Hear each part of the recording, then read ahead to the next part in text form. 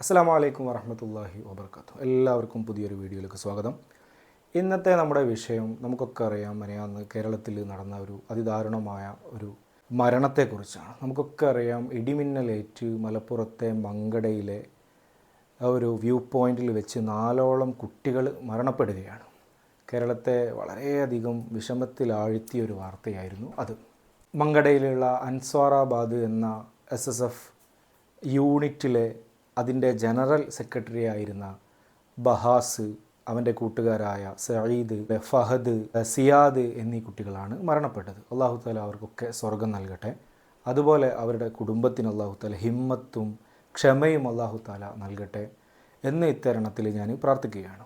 ഇത്തരത്തിലുള്ള ഒരുപാട് പ്രകൃതി ദുരന്തങ്ങൾ ഈ അടുത്തായിട്ട് കേരളത്തിൽ വളരെയധികം കൂടിക്കൊണ്ടിരിക്കുകയാണ്. നമുക്കൊക്കെ അറിയാം, ആഗോള താപനത്തിൻ്റെ ഫലമായിട്ട് അല്ലെങ്കിൽ വേൾഡ് വൈഡായിട്ട് ചൂട് ഇങ്ങനെ കൂടിക്കൊണ്ടിരിക്കുകയാണ്. ഇതിൻ്റെ ഭാഗമായിട്ട് ചുഴലിക്കാറ്റുകളും ലാൻഡ് സ്ലൈഡിങ്ങും അധികമായിട്ടുള്ള മഴകളും ഒക്കെ വന്നുകൊണ്ട് ഒരുപാട് പ്രശ്നങ്ങൾ ഉണ്ടാവാറുണ്ട്. ഇതിൻ്റെ തന്നെ കാരണമായിട്ട് തന്നെ ഇത്തരത്തിലുള്ള ശക്തമായ മനുഷ്യനെ കൊല്ലുന്ന രീതിയിലുള്ള ഇടിമിന്നലുകളും കൂടിക്കൊണ്ടിരിക്കുന്ന ഒരു സാഹചര്യമാണ് ഇപ്പോൾ കേരളത്തിലുള്ളത്. അവരുടെ നാടായ മങ്കടയിലെ കുരങ്ങൻ ചോല എന്നൊരു വ്യൂ പോയിന്റിൽ സ്ഥിരമായിട്ട് ഇൻസ്റ്റഗ്രാമിലൊക്കെ വളരെയധികം ഫേമസ് ആയിട്ടുള്ള ഒരു സ്ഥലമാണ് ഈ ഒരു വ്യൂ പോയിൻ്റ്. അവിടെ അവർ സ്ഥിരമായിട്ട് പോകുന്ന ആളുകളാണ്. അവർ സാധാരണ പോകുന്നത് പോലെ തന്നെ വൈകുന്നേര സമയത്ത് ജസ്റ്റ് ഒരു ആനന്ദത്തിന് അല്ലെങ്കിൽ ഒരു നേരം പോക്കിന് വേണ്ടിയിട്ട് അവിടെ പോവുകയും പെട്ടെന്ന് കാലാവസ്ഥ, നമുക്കൊക്കെ അറിയാം, വേനൽ മഴ ശക്തമായി കൊണ്ടിരിക്കുന്ന ഒരു സാഹചര്യമാണ് ഇപ്പോൾ ഉള്ളത്. പെട്ടെന്ന് ഇടിമിന്നലുകൾ വരികയും അതിൽ അവർ 4 പേര്, ഇവർ 7 പേരാണ് അവിടേക്ക് പോയത്. അതിൽ 4 പേര് ആ ഒരു സന്ദർഭത്തിൽ വെച്ച് തന്നെ ഇടിമിന്നലേറ്റ് അവിടെ മരണപ്പെടുന്ന ഒരു ദാരുണമായിട്ടൊരു അവസ്ഥയാണ് നമ്മൾ കണ്ടത്. അതിൽ 3 പേര് രക്ഷപ്പെടുകയും 2 പേർ ഇപ്പോഴും ഗുരുതരാവസ്ഥയിലാണ് ഉള്ളത് എന്നുള്ള വാർത്തകളാണ് വരുന്നത്. എന്തായാലും അവർക്ക് അല്ലാഹു തആല എത്രയും പെട്ടെന്ന് സാധാരണ ജീവിതത്തിലേക്ക് തിരിച്ചു വരാനുള്ള ആ ഒരു സൗഭാഗ്യം അല്ലാഹു തആല നൽകട്ടെ എന്ന് ദുആ ചെയ്യുകയാണ്. നമുക്കൊക്കെ അറിയാം, കേരളത്തിൽ 2 സമയങ്ങളിലാണ് ഇത്തരത്തിലുള്ള ശക്തമായിട്ടുള്ള ഇടിമിന്നലുകൾ ഉണ്ടാകാറുള്ളത്. ഒന്ന് തുലാവർഷത്തിലും ഒന്ന് വേനൽ മഴയുടെ സമയത്തുമാണ്. തുലാവർഷം എന്ന് പറഞ്ഞാൽ ഒക്ടോബർ പകുതിക്ക് തുടങ്ങി ഡിസംബർ ലാസ്റ്റ് വരെ നീളുന്ന ഒരു ഹ്രസ്വ കാലഘട്ടമാണ് തുലാവർഷം. ആ സമയത്ത് ശക്തമായിട്ടുള്ള രീതിയിലുള്ള കാറ്റും ഇടിമിന്നലിൻ്റെയും അകമ്പടിയോടെയാണ് മഴ വരാറുള്ളത്. ഇത് ശരിക്കും പറയുകയാണെങ്കിൽ ഉച്ചയ്ക്ക് ഒരു 2 മണിക്ക് തുടങ്ങി രാത്രിയിൽ ഒരു 10 മണി വരെ നീണ്ടു നിൽക്കുന്ന സമയത്ത്, ഏതെങ്കിലും ഒരു സമയത്ത് ചിലപ്പോൾ 1 മണിക്കൂറോ 2 മണിക്കൂറോ നീളുന്ന ഒരു മഴയാണ് ഇതിൻ്റെ ഒരു പാറ്റേൺ. അടുത്ത ഇടിമിന്നലുള്ള സമയം എന്തെന്ന് വെച്ചാൽ വേനൽ മഴയുടെ സമയമാണ്. ആ സമയത്തും ഇതേ കറക്റ്റ് പാറ്റേണിൽ തന്നെയാണ് 2 to 10 വരെയുള്ള സമയത്തിനുള്ളിലായിട്ട് ഏതെങ്കിലും ഒരു സമയത്താണ് മഴ ഉണ്ടാകുക. ഈ സമയത്ത് മഴയുടെ കൂടെ ശക്തമായിട്ടുള്ള ഇടിമിന്നലുകൾ സ്വാഭാവികമാണ്. നമ്മളൊക്കെ വളരെയധികം കരുതലോടെ ശ്രദ്ധയോടെ നിൽക്കേണ്ട ഒരു സമയവുമാണ് ഇത്. പിന്നെ ഉള്ളത് കേരളത്തിലെ കാലവർഷമാണ്. ശക്തമായ മഴ, നല്ല ആസ്വദിക്കാൻ പറ്റുന്ന എൻജോയബിളായിട്ടുള്ള ആ ഒരു മഴയാണ് ജൂൺ മുതൽ സെപ്റ്റംബർ 30 വരെയുള്ള ആ ഒരു കാലഘട്ടം. അപ്പോൾ മാത്രമേ ഇടിമിന്നൽ ഇല്ലാത്തൊരു സമയം നമുക്ക് ഒരു മഴക്കാലത്ത് ഉണ്ടാകാറുള്ളൂ.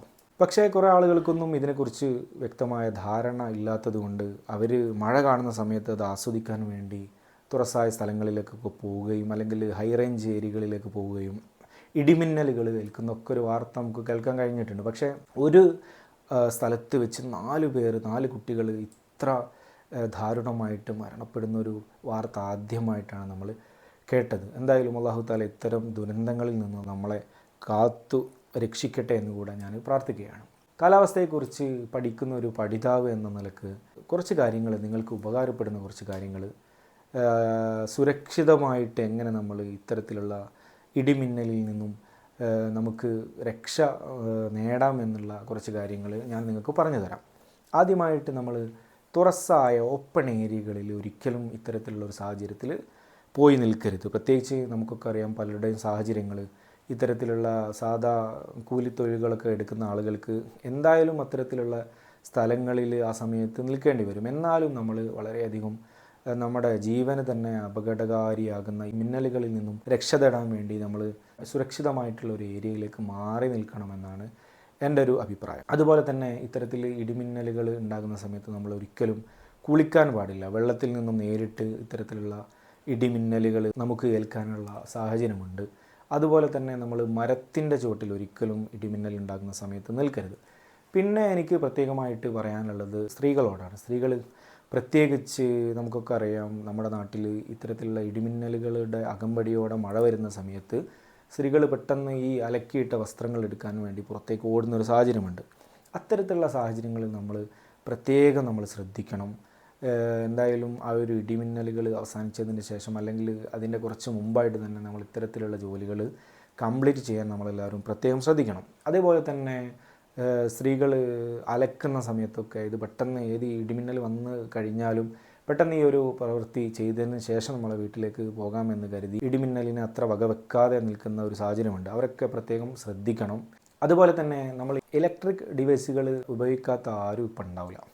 നമുക്കൊക്കെ അറിയാം, ഇടിമിന്നൽ ഇല്ലാത്ത സമയത്ത് തന്നെ ഇത്തരത്തിലുള്ള ഡിവൈസുകൾ നമ്മൾ ഉപയോഗിച്ചാൽ നമുക്ക് ചില സമയത്ത് വളരെയധികം എർത്തൊക്കെ വന്ന് ഒരുപാട് അപകടങ്ങൾ ഉണ്ടാകുന്നൊരു സാഹചര്യമുണ്ട്. അപ്പോൾ നമ്മൾ പ്രത്യേകം ശ്രദ്ധിക്കുക, ഇടിമിന്നൽ ഉണ്ടാകുന്ന സമയത്ത് നമുക്ക് മൊബൈൽ നമുക്ക് ഉപയോഗിക്കുന്നതിന് കുഴപ്പമില്ല. പക്ഷേ മൊബൈൽ പോലും നമ്മൾ കറണ്ടിൽ കുത്തിയിട്ട് ഉപയോഗിച്ചാൽ അത് വളരെയധികം അപകടകരമായൊരു സാഹചര്യമാണ്. ഇടിമിന്നൽ നേരിട്ട് ഏൽക്കാനുള്ള ഒരു സാഹചര്യമാണ് എന്നുകൂടി മനസ്സിലാക്കി നമ്മൾ അതിൽ നിന്നും പിന്മാറണം എന്നാണ് ഞാൻ പറയുന്നത്. അതുപോലെ തന്നെ ലാൻഡ് ഫോൺ ഉപയോഗിക്കുന്ന സമയത്ത് എന്തായാലും ഇടിമിന്നൽ ഏൽക്കാനുള്ള സാഹചര്യമുണ്ട്. അതൊക്കെ നമ്മൾ ആ സമയത്ത് മാറ്റി വെച്ച് ആ ഒരു ചെറിയ പീരീഡെങ്കിലും നമ്മൾ ഇത്തരത്തിലുള്ള ഞാൻ മുമ്പ് പറഞ്ഞ കാര്യങ്ങളൊക്കെ ഒന്ന് ശ്രദ്ധിക്കുകയാണെങ്കിൽ നമുക്ക് അതിൽ നിന്നും രക്ഷ നേടാൻ കഴിയും. എല്ലാം അള്ളാഹുവിൻ്റെ കയ്യിലാണ് എന്ന് നമുക്കറിയാം. എന്നാലും നമ്മൾ ശ്രദ്ധിക്കേണ്ട കാര്യം നമ്മൾ ശ്രദ്ധിക്കണം എന്ന് ഉണർത്താനാണ് ഞാൻ ഈ വീഡിയോയിൽ വന്നിട്ടുള്ളത്. ആ ഒരു മരണ വാർത്തയിലേക്ക് പോവുകയാണെങ്കിൽ അവർ 7 പേരാണ് ശരിക്കും അവിടേക്ക് പോയത്. അവരെ കൂടെയുള്ള 4 പേര് മരിച്ച് 3 പേര് രക്ഷപ്പെട്ട് 2 പേരുടെ നില അതീവ ഗുരുതരമാണെന്നാണ് കേൾക്കാൻ കഴിഞ്ഞത്. അവർക്ക് അല്ലാഹു തആല എത്രയും പെട്ടെന്ന് ജീവിതത്തിലേക്ക് തിരിച്ചു വരാനുള്ള ഭാഗ്യം അല്ലാഹു തആല നൽകട്ടെ എന്ന് കൂടെ ഞാൻ പ്രാർത്ഥിക്കുകയാണ്. എന്തായാലും ഇത്തരത്തിലുള്ള ഈ ഹൈ റേഞ്ച് ഏരിയകളിൽ പ്രത്യേകം നമ്മൾ തുറസായ ഏരിയകളിലൊക്കെ നമ്മൾ പ്രത്യേകം ശ്രദ്ധിക്കണം എന്നുകൂടെ, നമ്മൾ ഇത്തരത്തിലുള്ള ഈ ഒരു ഉല്ലാസ സ്ഥലങ്ങളിലേക്ക് ഇത്തരത്തിൽ ഇടിമിന്നലുകൾ ഉണ്ടാകുന്ന സമയത്ത് ഒരിക്കലും പോകാൻ പാടില്ല എന്നുകൂടെ ഞാൻ ഉണർത്തിക്കൊണ്ട് ഈ വീഡിയോ ഇവിടെ അവസാനിപ്പിക്കുകയാണ്. മറ്റൊരു വിഷയവുമായിട്ട് മറ്റൊരു സന്ദർഭത്തിൽ വരാം. അസ്സലാമു അലൈക്കും.